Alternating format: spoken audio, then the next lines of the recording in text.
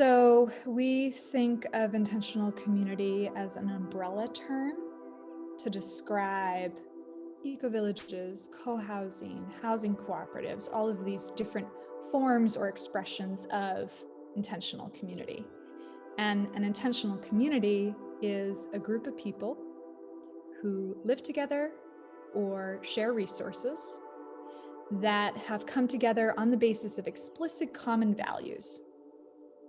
So very often intentional communities are places where a group of people got together and said, we want to create a community that has this purpose, maybe a mission statement, these values, and we're only going to welcome in members who share that underlying intention as we do.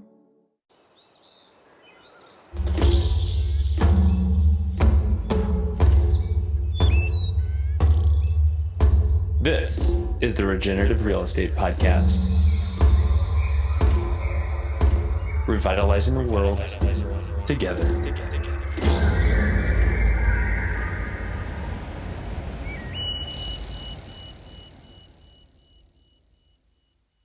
Welcome to the Regenerative Real Estate Podcast. This is your host, Neil Collins. It is a show that is supported by our work at Latitude Realty. In it, we explore our natural and built environments and how they can be used as a force for good. The show sets out to inspire impactful ideas, meaningful change, human wellness, and ecological restoration through interviews and easy-to-digest conversations. Our guests range from industry leaders to iconoclasts, from both well-known figures to everyday people leading extraordinary lives. This is a show for people looking for education and inspiration on how real estate can be done differently. Hey, everybody. Welcome back to another episode of the Regenerative Real Estate Podcast. We got a real treat for you today, a real treat for myself. We've got Cynthia Tina, who is the co-director of the Foundation for Intentional Community. Cynthia, welcome. Thank you so much, Neil. Hey, everyone. It's great to be here. Hey, I think a really great jumping off point is just to tell me where you are, because for those that can't see the video of this, you've got this like really rich wood millwork behind you, and there's beautiful fall foliage going on. So let's start there. Yeah, so I am calling in from Vermont, traditional Abenaki land. And I'm in a house that my family actually built. It's a timber frame home. And I'm not in the place where I'm living most of the time these days, trying to, at Headwaters Eco-Village, which is a small intentional community in central Vermont. And that's where I'm building my house, which will also be a naturally built home. And I feel very fortunate to get to spend time at my family's place while I'm working on the house. So I don't need to be there all the time, and I can take a break. But yeah, it's beautiful fall foliage time here in Vermont. I feel so blessed to live in this place. One of those places that's notorious in the world for the fall foliage. Where did you grow up in Vermont? Was this the spot that you grew up in this house, or is this someplace that you sought out over the years? I grew up north of Boston in the suburbs of Greater Boston. And my aunt and uncle had a place in Vermont that we would take trips going up to growing up. And I fell in love with Vermont. I reflect to myself, like, I feel like Vermont was one of my first great loves. And I thought that I would end up here eventually. It took many years of traveling, trying out living in different places, and then coming back to Vermont and building up more of a base here. And then 2 or 3 years ago, I made the decision that this is where I wanted to put down roots, and did a community search. I knew I wanted to live in community. And so I actually used the communities directory that our organization puts together as my main tool, and then went about visiting different communities and eventually settled on one that felt like a good fit for me. What do you think resonated, or what were you looking for, and how did you end up at Headwaters? Yeah, great question. So I had a pretty clear list of what I wanted. I knew that I wanted to be close to my family. So ideally in this area in Vermont. I knew I wanted to be able to build my own home. This has been a lifelong dream. And actually, not many intentional communities enable you to build your own home. Most of them, you're buying a home or a dwelling that's already been built. So I knew I wanted that, and I wanted there to be families around and creative people, good conversation, a group that's open to me being away some of the time because of my travel schedule. I knew I wanted like quite specific things like I wanted Wi-Fi, I wanted access to water, I wanted beautiful gardens, something with a permaculture focus, and then going about and visiting these communities and comparing them to the list of things I had already figured out for myself. And that's what I recommend for other people out there who are thinking about joining a community, is first get really clear on what you yourself want in your life, want in a community. Well, how many did you have to? I know that you did a lot of traveling when you were younger, but how many communities did you look at, let's say in the Vermont, New England region, before you really said, you know what, this is going to be the place? Mm-hmm. Well, I, of course, was already ahead of the game because I had visited so many intentional communities just in other places.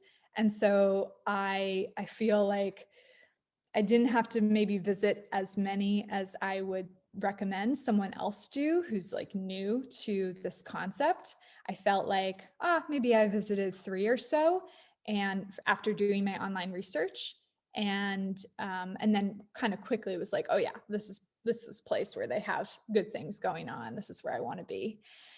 Um, and I think I had already previously visited maybe more communities here in Vermont and New England. So yeah, I was ahead of the Interesting. game, fortunately. And and why do you think it is that the intentional community that you're in, like, was there many dwellings already, or was there just more land and that's they're looking at expansion? Hmm.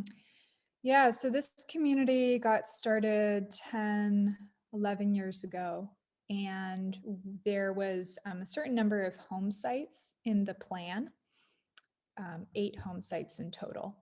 And so slowly, as the community has grown, people have gone through the membership process and decided to purchase one of these home sites.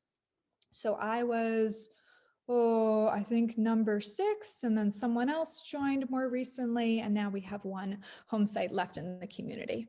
So that's how we've had our development process. And do you buy the particular parcel, or are you buying into an HOA, or what, or a collective structure? What's the legal, Mhm. not to lose a lot of the audience on the technicalities of and the legalities here, but like what does that look like? Yeah, yeah. So all intentional communities are organized differently. In our community, we are structured as a condominium association.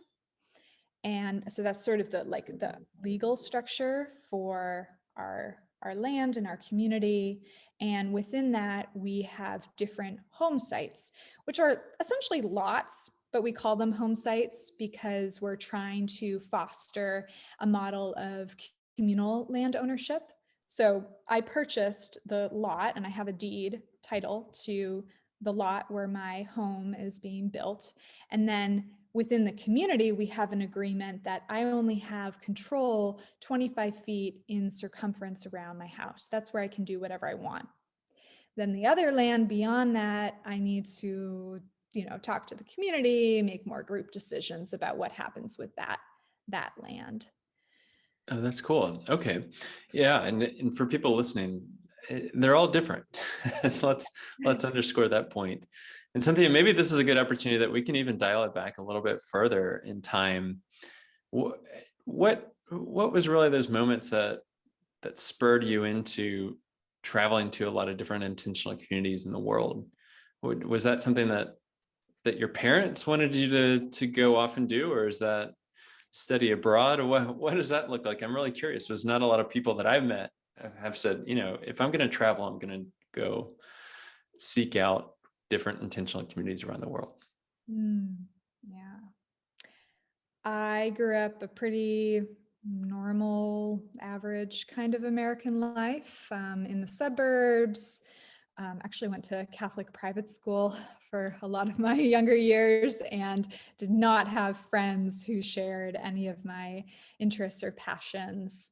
And I don't know what it was. I think just maybe spending a lot of time in nature got me curious about the environment where I was living, just feeling this really strong connection to nature as a kid, spending a lot of time in the woods.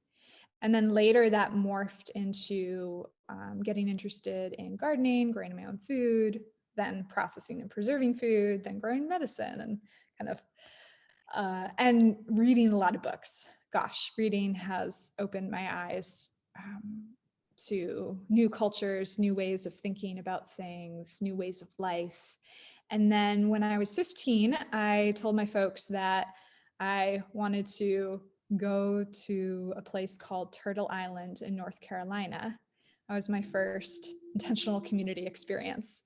And I would say my parents are very supportive. They haven't always understood, certainly not then, like, why does she want to go here? What's this about? Later, I told them I wanted to go to East Africa and work with farmers and permaculturalists there. Fortunately, I've had their support and been really privileged in that way, even if they haven't totally always understood. So yeah, and then I think just, pursuing those experiences, looking for places and people who inspire me, and then getting to travel to more and more places, meet people, grow a network, I'm filling in a lot of time here, but then eventually turning this into a career and getting involved with organizations that are also supporting the intentional communities network.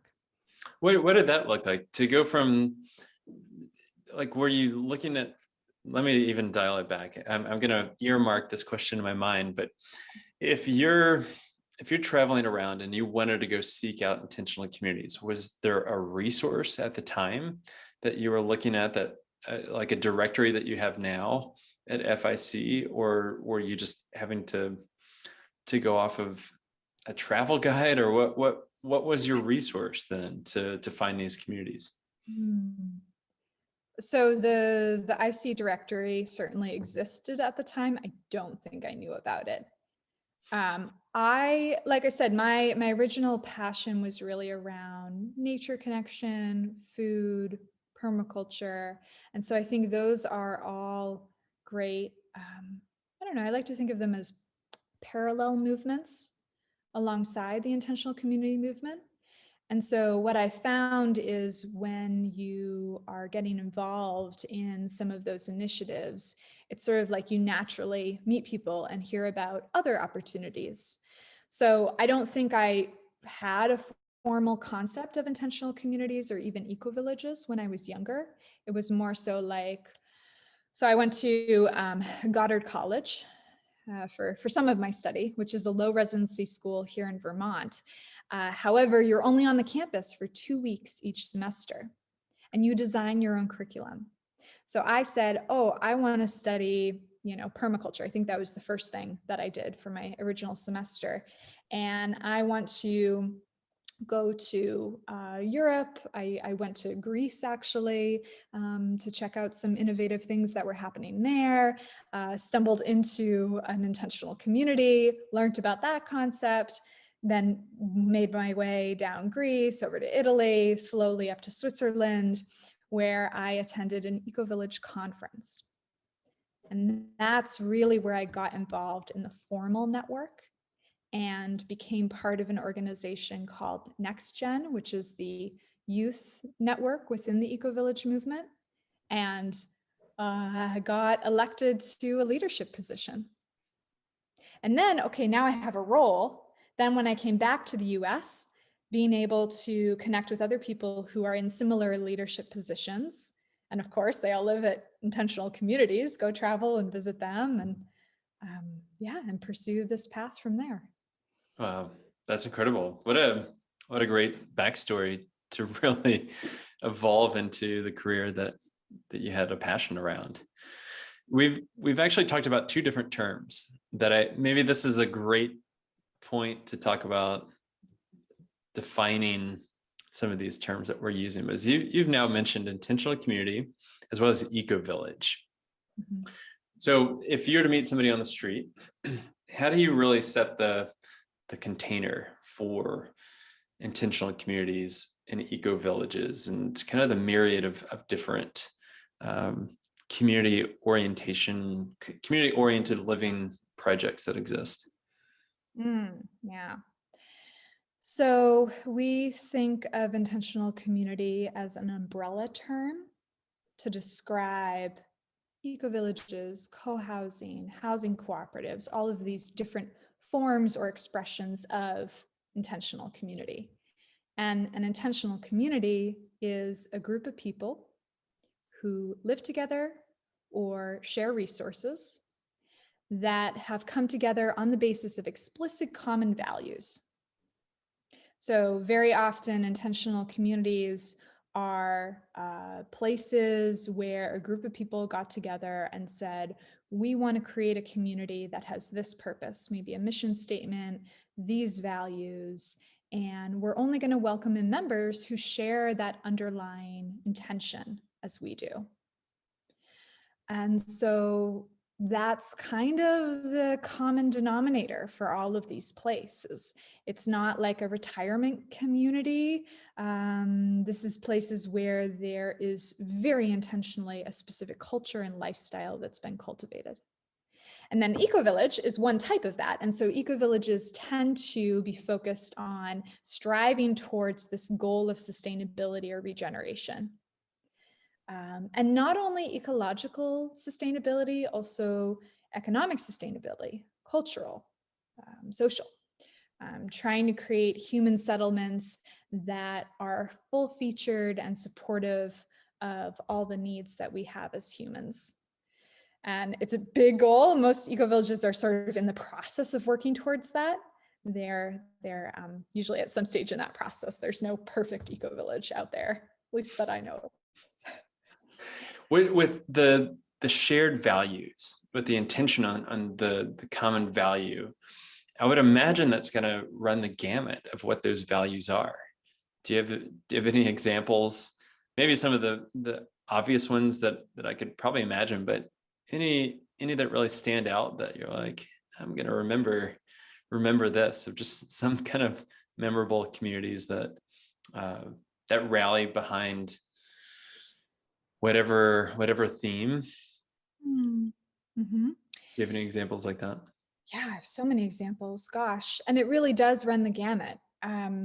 So we have in our network Bruderhof communities, which are traditional Christian communities where the women, like the Amish, they wear long dresses, they wear caps, and they have this very deep religious intention behind the formation of their community. Then we have, on the other end of the spectrum, perhaps, we have communes where the men in these communes walk around in skirts, like totally deconstructing any societal, norms, where everyone who lives in the community also works in the community. This is an income sharing place. That's what commune means, income sharing. So we have those in our network, maybe a small percentage, about 10% or so of the communities in our network. We have co-housing communities, which feel very mainstream.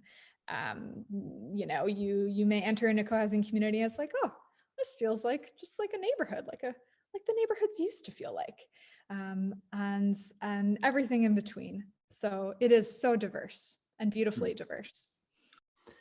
Hey everybody, this is Neil. We are going to get back to this great conversation in just 1 second. But I think it's fair to say that right now we are facing some pretty unprecedented challenges in the 21st century.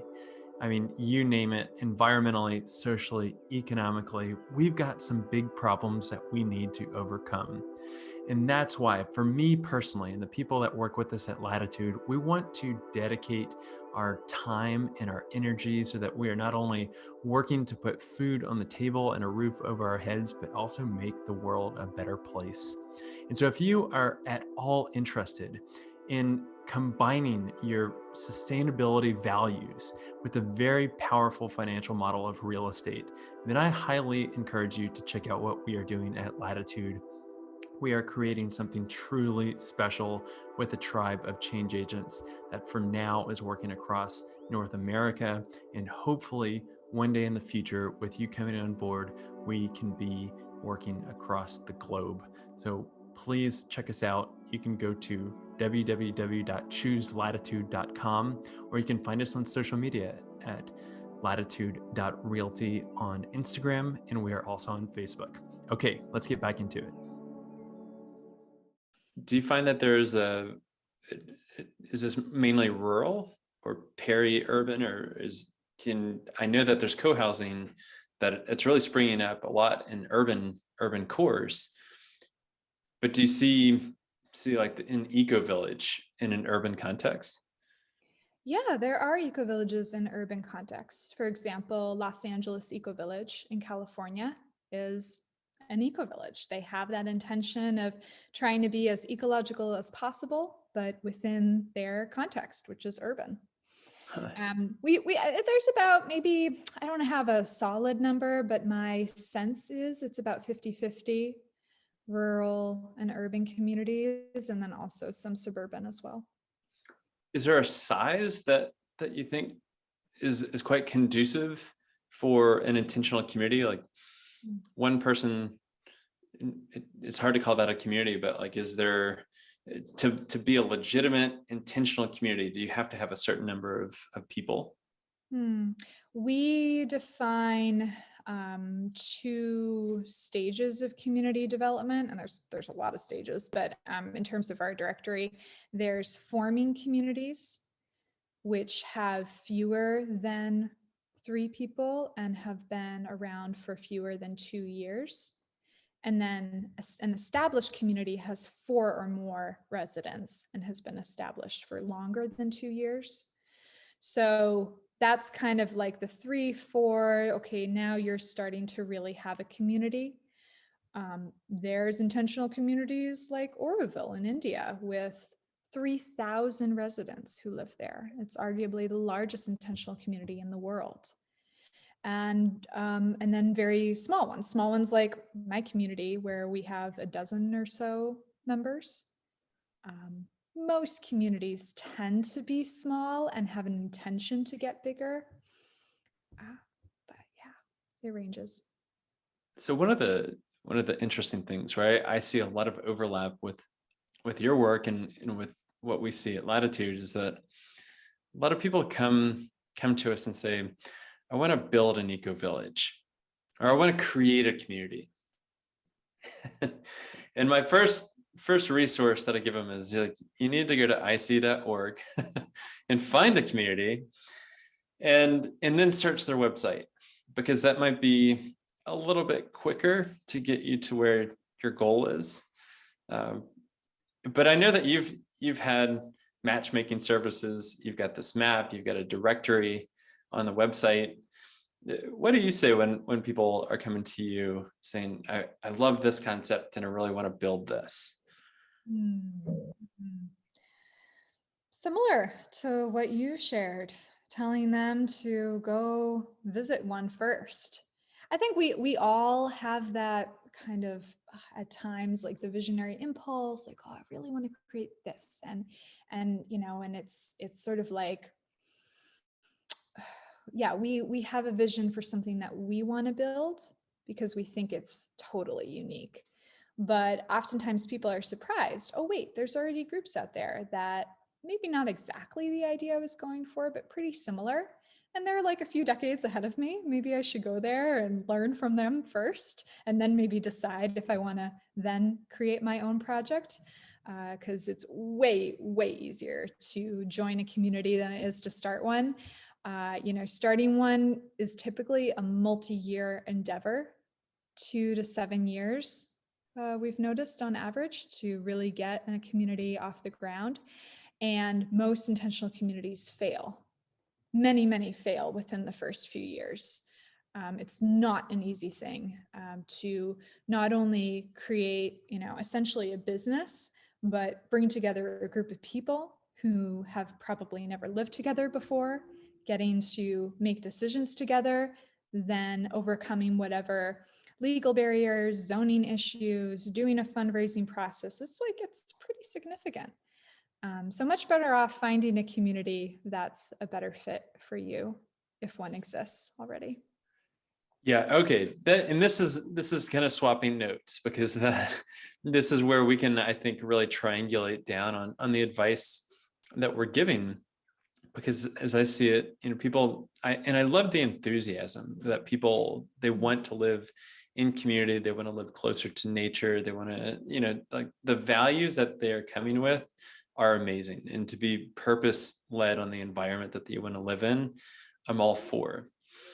But being a part of those projects where you've not only got zoning to overcome, which I think is often pretty startling for people to realize that a lot of the zoning code, even in rural areas, are agricultural and single family dwelling zonings, or they're recreational based, and what you want to do is illegal by code. But then there's just so much whenever it comes to the amount of money that it takes to pull something like that off. And where do you get the money? And if you have no track record and no money, then it becomes exponentially harder to really get into that. And I'm not trying to discourage anybody that is listening, that if you don't have any experience and you don't have any financial resources, that you can't do it. I'm just saying there is a site out there that you may want to visit and go check out. Mm-hmm. And to that point, if this is something you want to explore more, we do have great resources on ic.org, including several online courses, one in particular called Starting an Intentional Community, which I think of as like 101 if you're wanting to pursue this path to really get your eyes wide open and get more resource so that you have a better chance of success. Let's talk about ic.org, and really, you get a lot going on with that website. It's kind of unbelievable. I actually use it as inspiration, where I'm like, what are they not doing in this space? I've seen some great courses and workshops, but how about just the high 30,000 foot view of everything that you do offer for folks that are interested in intentional community? Mm-hmm. Well, the heart of the website is the directory. So we have more than 1,000 intentional communities listed on the directory, large, small, urban, big, small, everything. And each community has their own listing profile, as well as their contact information, key statistics. So it's just a great research for getting to experience different communities and get a flavor for the movement overall. And then we have our bookstore, which carries different titles related to intentional community. We have a classified advertisement program where communities will list housing opportunities, like if they have an apartment to rent in a community, then you could see that there. And then, as you mentioned, these online events, which have just been tremendous. We have 2 to 3 online events every week. So offering workshops with different experts in the field of intentional communities, networking events. I do a wonderful event called Virtual Tour of Communities, where we sit down once a month with 3 different communities, really diverse ones, and have them give us a virtual tour. And then, of course, the online courses. So for those of you who want to like deepen into this movement and maybe around a particular skill, like we have an online course just on conflict resolution. How do you resolve conflict in intentional communities? Such an important skill, because conflict happens a lot in communities, happens anytime, any place, but including in community. So those are the things that we're offering now. We have some projects in the works currently that hopefully will be up and running next year. But yeah, those are the main things. What's great is that we actually get to see, and why I think we have a privileged view of you coming on the show is you get to look at website analytics, I'm sure, and you get to see what's happening with the directory and what people are you increasing numbers? Is this fringe where like a couple visitors a month are coming? Can you speak to that of really just the trends that you're seeing? Great question. Yeah. So sometimes it's surprising to people, but we have on average 40 to 50,000 unique visitors every month. So this is not fringe. This is a lot of website traffic. And I think part of that is because of the directory. Like if you type in, I don't know, Portland communities or Portland ecovillages, you're going to see some of our community listings come up in Google search. And that's great because through that domain authority, we're able to give more visibility to these communities. That's a big intention of our organization, is to help to uplift this movement. And we have seen the traffic increasing, as well as our social media channels increasing engagement. I think that it's due to a number of factors. Certainly the pandemic has shaken up a lot of people's lives and unfortunately created a lot of loneliness. We were already in the midst of a loneliness epidemic, and then this as well. So people maybe have the space and the inclination to explore other options for how to live and are more actively seeking out community right now. 40 to 50,000 unique visitors is unbelievable. It's great. Yeah. How what do you think are some of the key terms, or what are people searching for? Are you doing ads? Like what drives the sheer amount of people? And as you can probably tell, I'm a bit flabbergasted by that number because it just is so high. Like, what are you doing to attract that many folks? Is it paid or is this all organic? So we owe a huge debt of gratitude to our forefathers and mothers in FIC who purchased IC.org really early in the website game. We've had this same URL for decades now, and so I think part of it is just that, having a really short, very authoritative domain name in terms of SEO speak. And then through the directory, having so many well-curated pieces of content just through the communities themselves listing on the website and people coming to visit the communities. Like that is primarily where people are coming. They're not always necessarily coming to our homepage. It's to the page of a specific community. And for many communities, they don't have a website and they don't like Facebook. And we are the way that they get attention in the online space. We do some, we actually don't put any money into our Google ads. We're a nonprofit, so we get a certain number of free ad spend.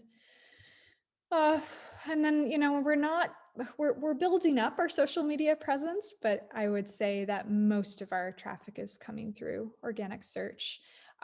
Surprisingly, commune is a very popular search term. I think that a lot of people who are thinking about something like intentional community are sort of like, okay, so something the hippies did in the 50s and 60s, are those places still around? And what were they called? Oh, communes. Let's see if they're still around. Yeah, so that's a common one. And I love that. That's yeah. great. How about some others? I'm really curious to think that if commune is ranking in the top, do you find that people know the term intentional community, or are they coming in through a different permutation of stringing together, ecological utopia or whatever it may be. You're making me so curious to like dig back into the data and see if anything has changed. But intentional community and communities is quite common as well. Yeah, so I think it's a term that people are somewhat familiar with. Maybe also it's an up and coming term, hopefully. But also co-housing, eco-village. And then a lot of the traffic comes through more specific, like community and then location. Community San Francisco, or communes Georgia. Like more location based terms are quite common because these are actual places that people are looking for. Do you see the number of communities changing? Is that growing? Is that or shrinking? Mm-hmm. Yeah, the number of communities in our directory is growing.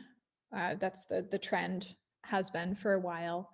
However, it fluctuates a lot. Like we have a lot of new community listings that then drop off. And it's not comprehensive. Like there are a number of communities on the top of my mind that are well established and are not listed in our directory. We don't do much active recruitment. It's something we'd like to build the capacity to do more of, to encourage these communities to get on our directory. But for a lot of them, it's sort of their choice. Maybe they don't want to maintain their public presence as strongly for whatever reason. And also I want to mention, we are not the only game in town. There's other organizations like ecovillage.org or cohousing.org. They have their own maps of communities. And it's interesting that we don't always have the same communities listed. They might have some communities we don't have, and vice versa. So one of the long-term projects in this movement is to bring together or at least share data amongst these different maps. Oh, that's interesting. Well, so I've got two juicy questions for you. The first one is, what would be one piece of advice that you would give to communities that have already formed, that you might have picked up over the years in visiting many different intentional communities, of like, if they really wanted to have the longevity behind them and to make it a prosperous and healthy and robust and resilient community?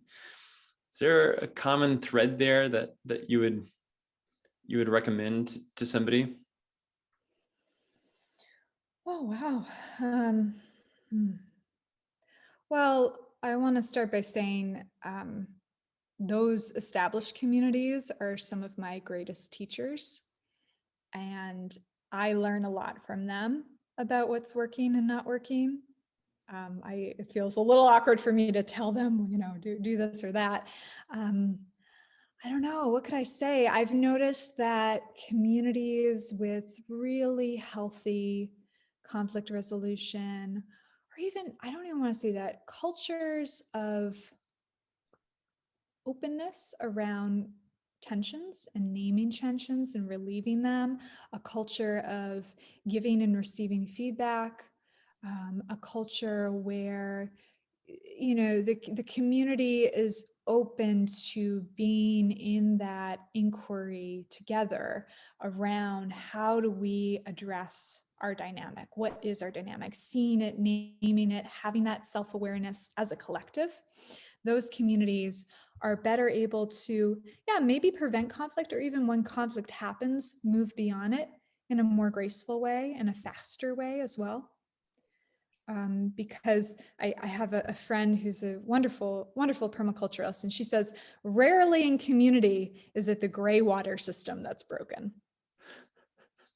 It's the people. Those people problems are often the thing that hinders a community. Because sure, you had mentioned earlier, okay, zoning's a challenge, fundraising is a challenge, but a creative group of people cooperating well together, they can overcome a lot of challenges. But when that cooperation gets distorted and there aren't processes to facilitate the relieving, the healing of a conflict or tension, that's where it gets really bogged down and can, unhinge the community. Oh, that's great. That is great. So the next question is, what is a perennial book that you find yourself recommending to people that are really interested in community, living in community, or eco-villages? What any kind of flavor under the sun that hits that theme? Is there a title that you like to recommend and pass around? Well, there's two wonderful books written by Diana Leaf Christian. One is for community founders. One is for people who want to join a community. The one for community founders is Creating a Life Together. And the one for seekers is Finding Your Community. And, both books are a little dated. We're actually at FIC envisioning new editions or updated versions of these titles, but still, I think they are the classics for getting nuts and bolts information about how you go from where you are now through the various steps to end up in community. Excellent. No, those are great resources. I've read one of those. I haven't read the one for the seekers. And what an interesting concept, Cynthia. I think it's just truly extraordinary to know that your organization exists and it's existed for a long time. And I'm really rooting for where you want to build and grow to, and just think that the wind is at your back right now. Oh, and what a treat to have you come on. I really appreciate it. This has been a lot of fun. Okay, everyone, that is a wrap. Thank you so much for tuning in to another great episode. If you're not already a subscriber, please do so wherever you get your podcast. You can create good karma by leaving a review on Apple Podcast or sharing this show with your friends. If you're looking for ways to get more involved in the regenerative real estate movement, then you are in luck. We have a Facebook community conveniently called Regenerative Real Estate that you can join and be a co-creator with us on this journey. If you have a business or organization that you feel is aligned with our mission to use real estate as the catalyst for a regenerative future and would like to work together, then please be sure to get in touch. We are building an ecosystem to help amplify your work and message, where you can present to our community or sponsor the work that we are doing.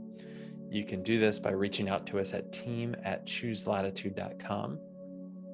Last, and certainly not least, this podcast is enabled by the people that buy and sell real estate with us through our network of Latitude regenerative change agents located across North America. Our goal is to help transform homes and habitats, person by person, property by property, and we do that by combining the skills of a real estate professional with sustainable and regenerative consultation. It is time that we all start to live our values, and we hope to work with you on your next real estate sale or purchase.